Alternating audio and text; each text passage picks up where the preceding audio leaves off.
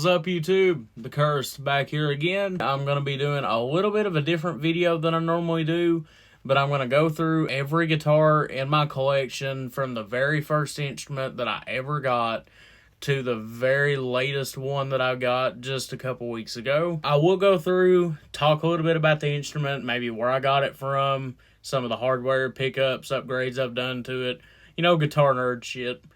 But we'll go through, talk a little bit in depth about each instrument, and we'll just go from there.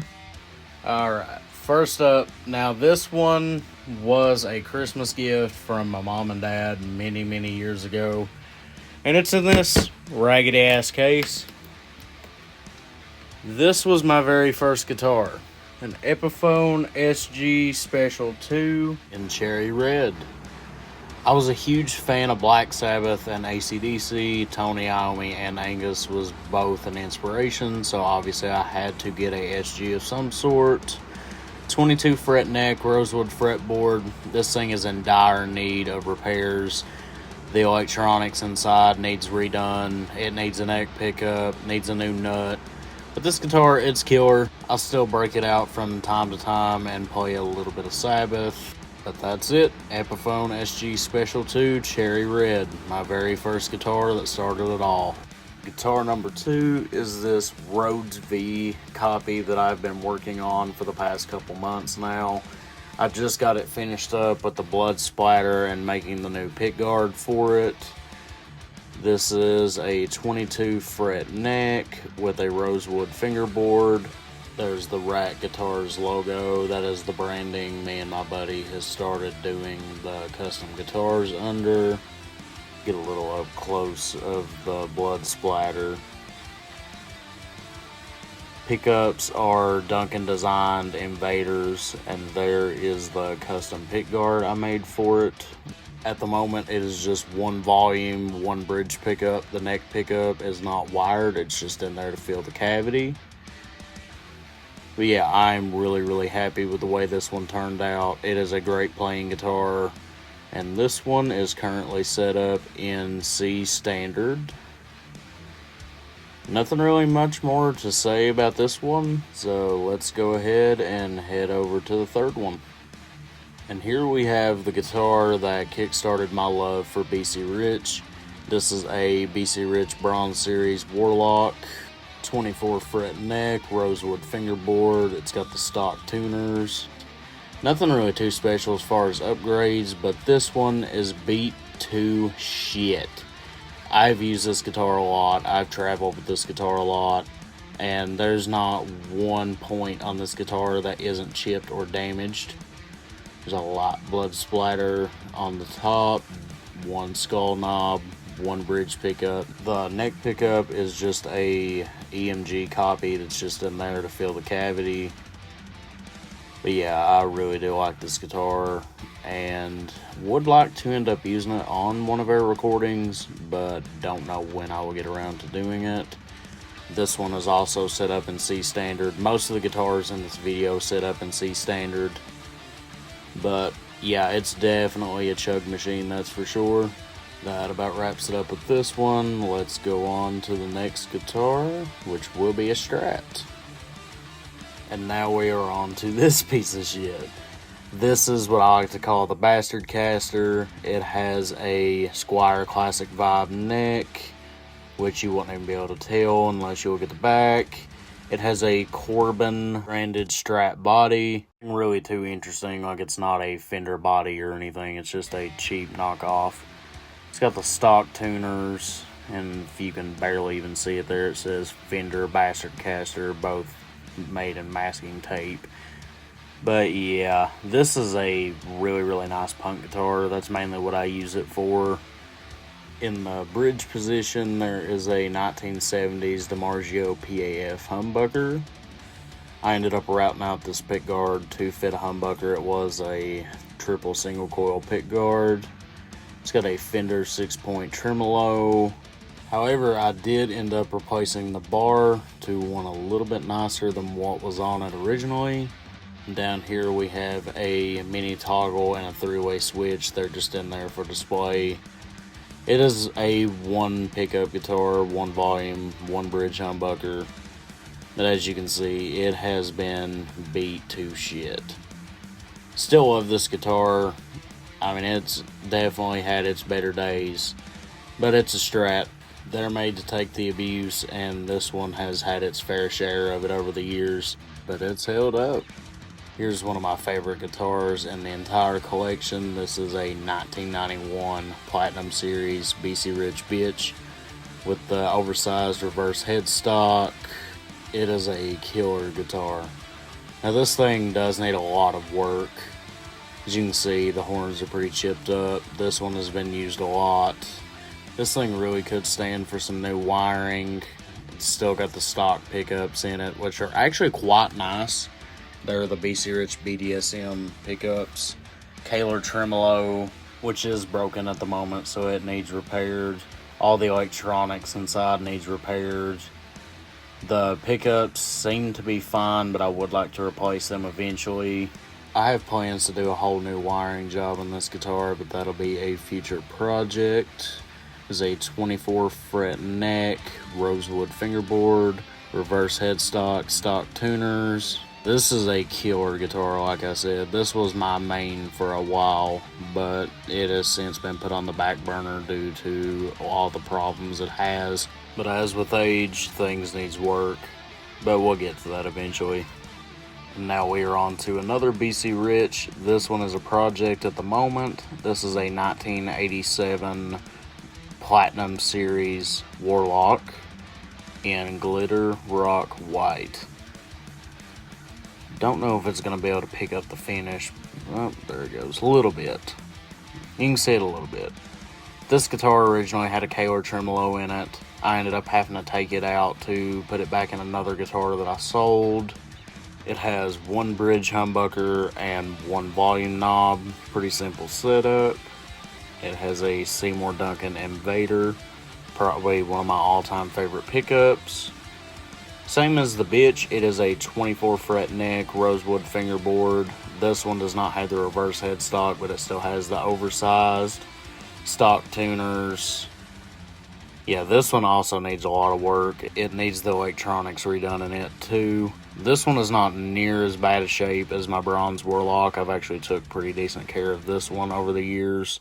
Neck cavity has been filled and covered by Uncle Charlie. Still has the stock locking nut up there. But once I end up getting a new Kaler, this one will be back up and running. If you can't already tell, I really love flying V's.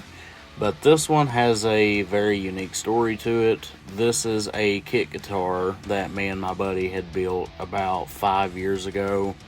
And I have crudely since refinished black, as with the others, covered in stickers, black hardware. This one also has a Seymour Duncan Invader, if you can't tell. I really like those pickups.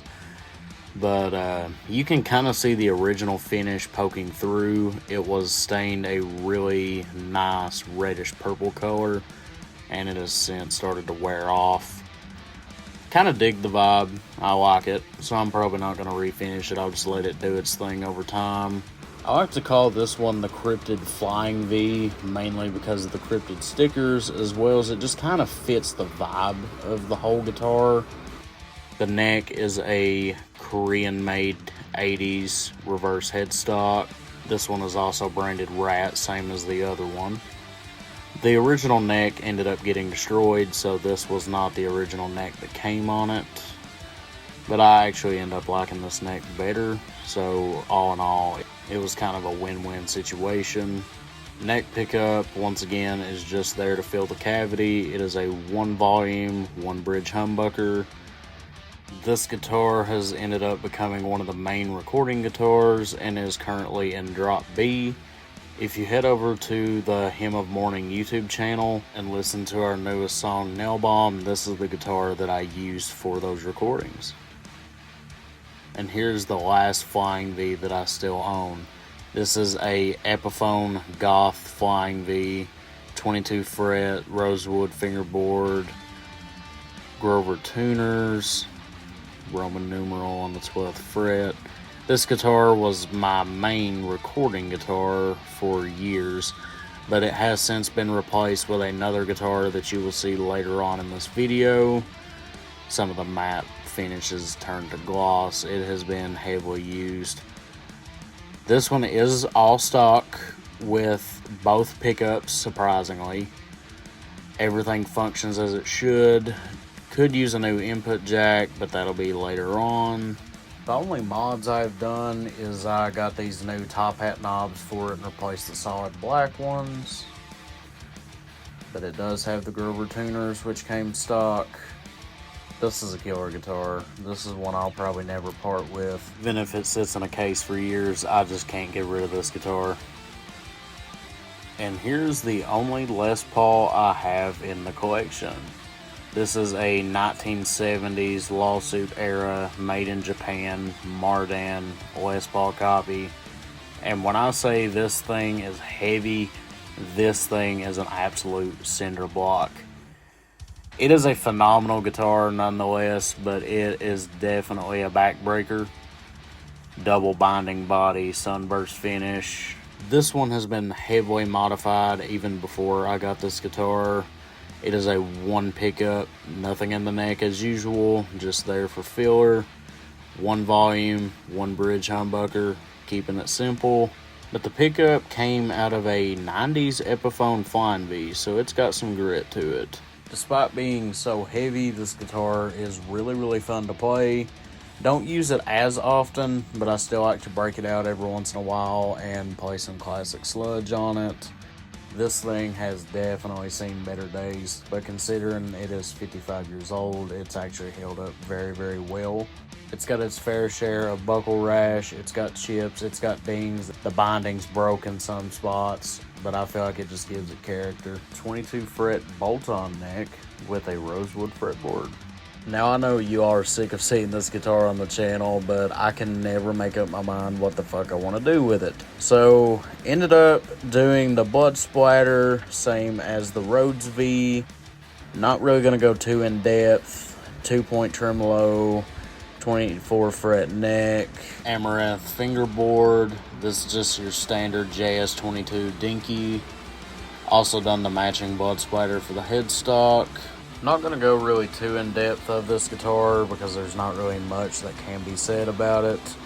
Nothing as far as upgrades. I do potentially plan on putting a set of Invaders or EMGs in this guitar if I don't end up selling it first. But either way, this has been the Jackson JS22 Dinky DKA archtop. And here we have the holy grail of my guitar collection. This is a guitar I've been after for near 15 years now, and I finally ended up getting one on a trade deal for my BC Rich NJ Retro Warlock. This is a Epiphone Goth Explorer with a Seymour Duncan JB in the bridge. That was already installed when I got the guitar shipped to me from the guy who had it before I got it off this guy. 22 fret neck, rosewood fingerboard, done a custom truss rod cover as well as the red Epiphone logo just to give it a little something different. I have since heavily modified this guitar. I ended up putting strap locks on it as well as a much thicker and wider strap to combat that neck dive. This is the guitar I mentioned earlier that took the place of my Goth Flying V for recording. This one is currently set up in B standard and is my main recording guitar.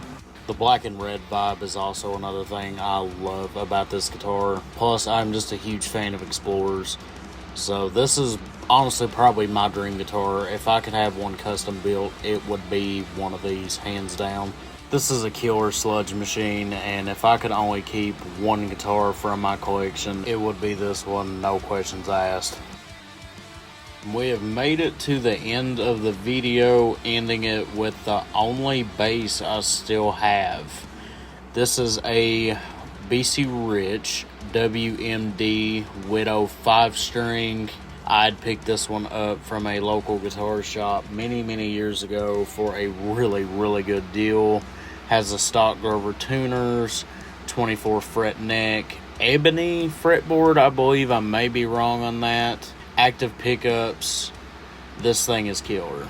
The neck through construction and the active pickups really make this thing stand out, and it is an absolutely killer bass. No question, this is the best bass I have ever played, and is one that would never leave the collection, and I feel like this was a really good one to end the video on. But yeah, BC Rich WMD Widow 5 string.